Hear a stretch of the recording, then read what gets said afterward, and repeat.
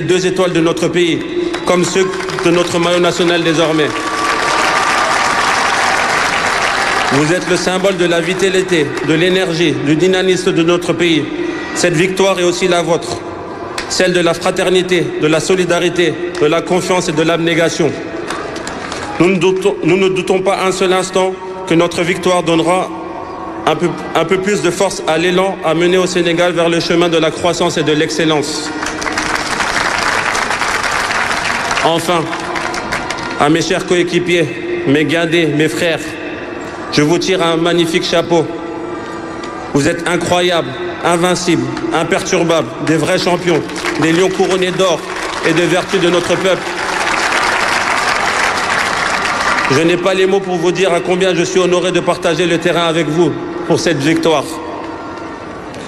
Je suis un capitaine comblé, aux côtés de joueurs comme Sadio Mané, comme Idrissa Gana Gueye, Edouard Mendy. Merci d'être les leaders que vous êtes. Merci de donner l'exemple à nos jeunes frères coéquipiers et de montrer le chemin. Ils ont eux aussi connu le sentiment d'une victoire finale et cela marquera à jamais leur vie. La suite, vous la connaissez, chers Lions. On ira chercher d'autres trophées, je vous le promets. Faire briller notre pays, c'est notre objectif. Défendre les couleurs et rajouter d'autres lignes à l'histoire sportive de ce pays est très important à nos yeux. On l'a fait, comme promis. Et pour paraphraser cette chanson de notre icône de la musique sénégalaise, Youssou N'Dour, la 2e étoile est désormais posée sur notre maillot. Et c'est grâce à chacun d'entre nous, ici, sur ce lieu, et les 18 millions de Sénégalais à travers le monde. Djeredjef, merci et vive le Sénégal. Merci de l'ovationner comme il le mérite, encore plus fort que ça. Nous disons non, l'hymne de la jeunesse. Nous disons non à la peur qui fait fuir. Nous disons oui à l'appel de l'honneur. gàcce duñu ko jug nga xamuñu ko loolu la hymne bi wax ku ñu woo ci ngor ci jom ñu wuyu la lii mooy hymne di ñaani keroog ba ñaani bañee ni Sénégal bañee ne duma sëgg duma daw duma raf duma tiit. Merci à l'armée sénégalaise de jouer cet hymne de la jeunesse. Merci beaucoup.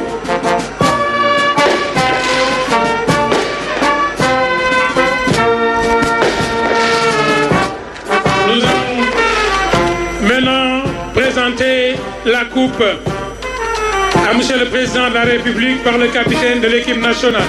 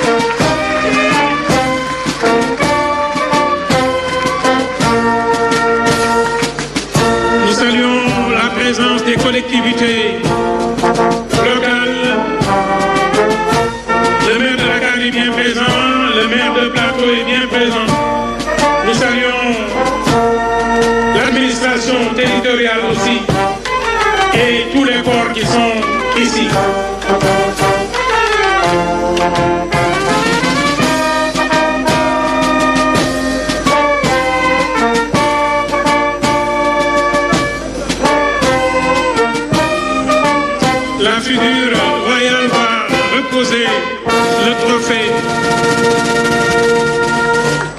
Merci.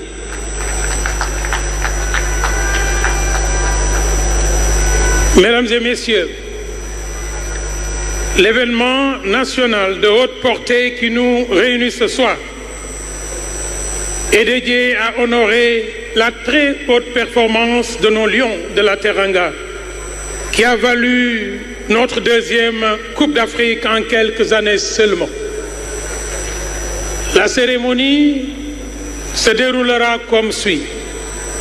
Dans un premier temps, le président de la République, grand maître de l'Ordre national du Lion, accompagné du général de corps d'armée, grand chancelier de l'Ordre national du Lion, procédera à la réception du président de la Fédération à la dignité de grand officier dans l'Ordre national du Lion, puis celle de l'entraîneur et des joueurs de l'équipe nationale du Sénégal au grade de commandeur. Il s'en suivra un deuxième temps de réception au grade d'officier dans le même ordre. Nous appelons à la dignité de grand officier dans l'Ordre national du Lion, nous appelons Monsieur Abdoulaye Fall, président de la Fédération sénégalaise de football, à se présenter devant pour recevoir des mains de Monsieur le Président de la République en compagnie du général de corps d'armée, grand chancelier de l'Ordre national du Lion,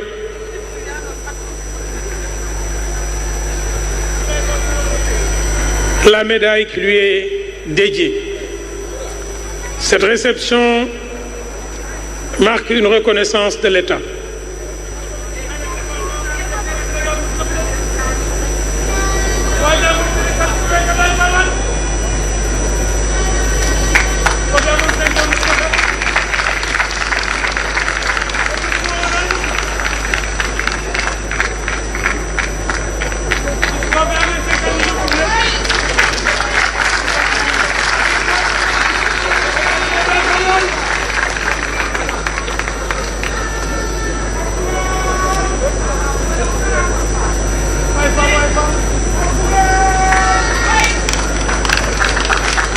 Monsieur le Président va reprendre sa place avec son autorisation, de même que M. Fall.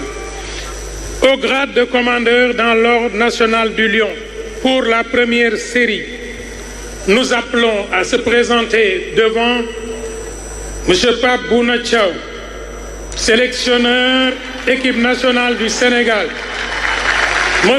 Sadio Mané, joueur de l'équipe nationale, M. Kalilou Koulibaly, capitaine de l'équipe nationale, M. Edouard Osok Mendy, joueur équipe nationale, M. Pape Alassane Gueye, joueur de l'équipe nationale, M. Idriss Gana Gueye, joueur équipe nationale.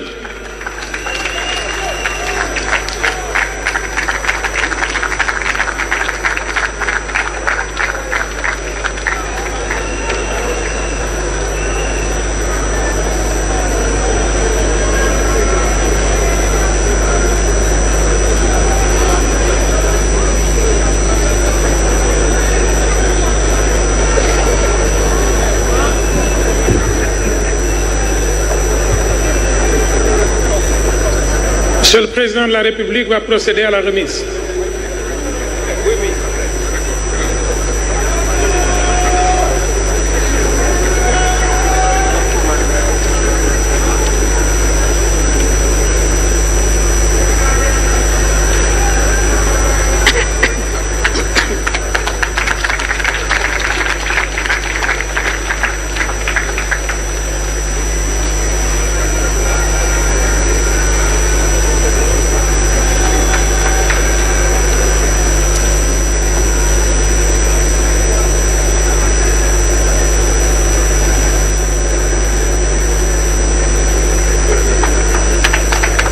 Sous vos ovations,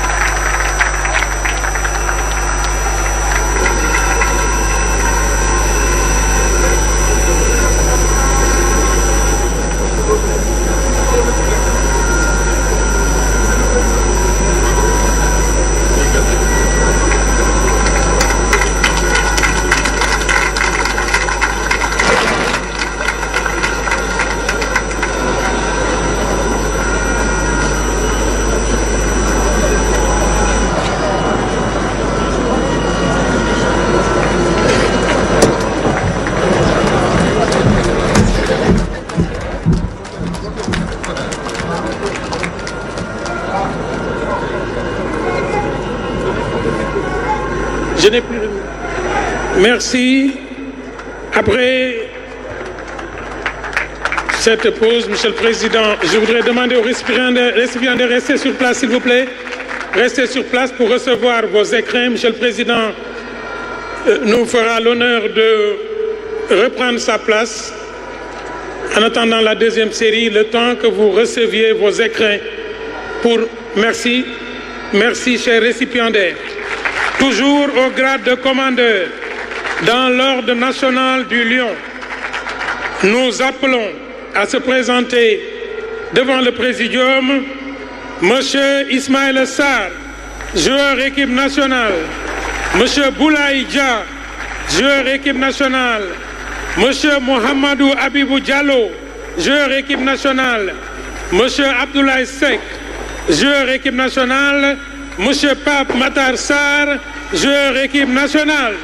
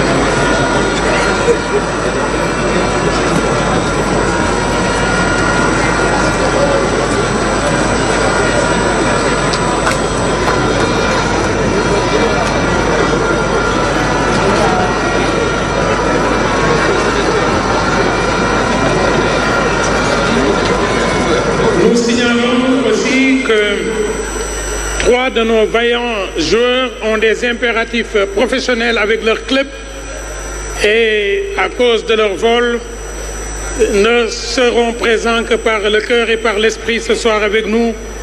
Il s'agit de Ibrahima Mbaye, de Boulaye Dia, de Ismaël Jacob. Mais je demande qu'on les applaudisse aussi très fort.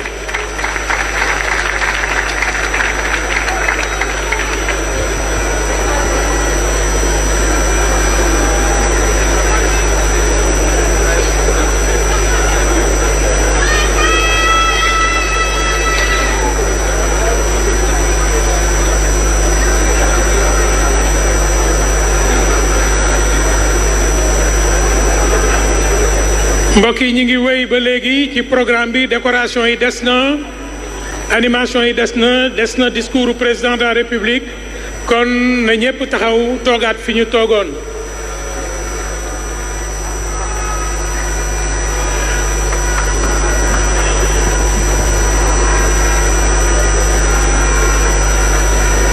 Après cet instant, les récipiendaires sont priés de rester sur place. Monsieur le Président de la République se retire. Le temps de recevoir vos écrins. Merci, Monsieur le récipiendaire. Au grade d'officier, dans l'ordre national du Lion, pour la première série, sont appelés sur le Présidium Monsieur Nicolas Jackson, Monsieur Iliman Ndiaye, Monsieur Chérif Ndiaye,